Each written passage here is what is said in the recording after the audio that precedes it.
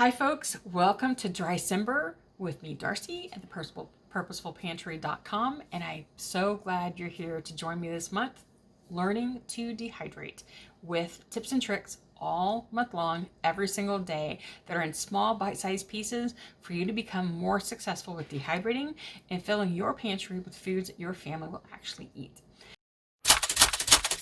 If you're new, this is the place to be when you're trying to learn how to dehydrate. If you've been dehydrating for a while, I hope that some of these tips will instill some curiosity to learn how to do something different. Or maybe it's a tip that you haven't tried before that you'll do as well.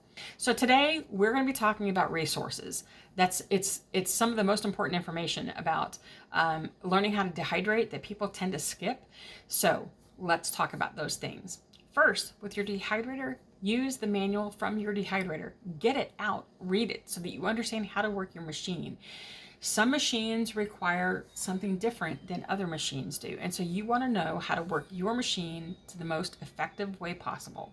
You may have a stackable dehydrator like a Nesco that has trays that you can stack up.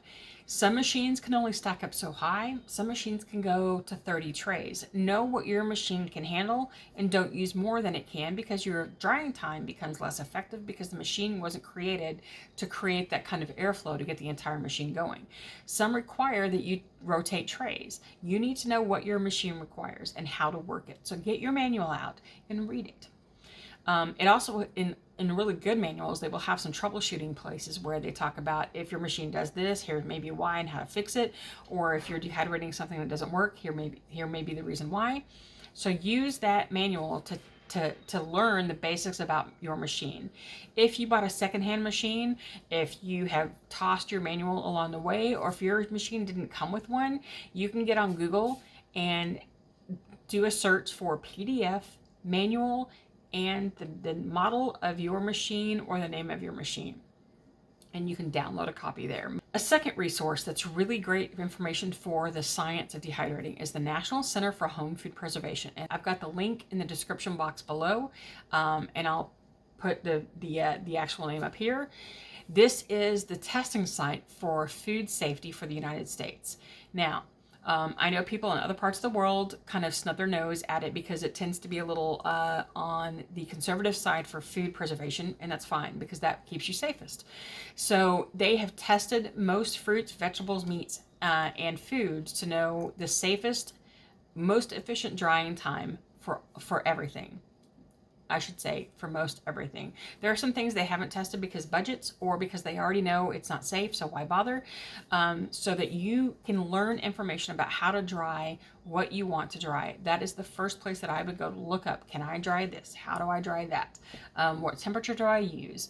How do I know if it's done? They have all of that information there on their site. So again, it's going to be in the description box below. A third resource is my website. I have worked really hard this last year to put up as much dehydrating product as I can, but I've also spent a lot of time building up information about how to dehydrate, so that you understand the basics of what dehydrating is and how to keep it safe and how to store it. And that kind of thing is important to me because those are the questions we're asked so often in my dehydrating group, which is the next reference, the Dehydrating Tips and Tricks group on Facebook. I'll leave a link down below. Is a group of about 47,000 people right now who talk about dehydrating all the time. There is a wealth of knowledge from basic beginners to foodies who are so creative in how they use their dehydrated products, with great tips and information and photos. It's the place to be if you really want to talk about dehydrating. Join us. We would love to have you there, but it's a wealth of information. By the way, I talked about my website down below. It's in the description box, and I'll leave a link up to it in the iCards here. Another resource is Excalibur Dehydrator's website. You don't have to use their machines, but they have a ton of information there on recipes to dehydrate all these cool snacks and foods and ways to use the dehydrated products you already have. Make use of it because it's got a vast amount of information there. Another one is books. Now, I know a lot of people like just to be on their phones and find the information they need and go on. But for me, I'm still kind of that person that likes to sit and read about the recipes that I'm doing. I love to have a physical thing in my hands to have. And in investing in one book is really great for anyone. Now, the book to get, I've already done a review on my favorite books, and I'll leave that link right here. My favorite one, though, if you want a favorite, it's the Beginner's Guide to Dehydrating Food. This is great because it has photos.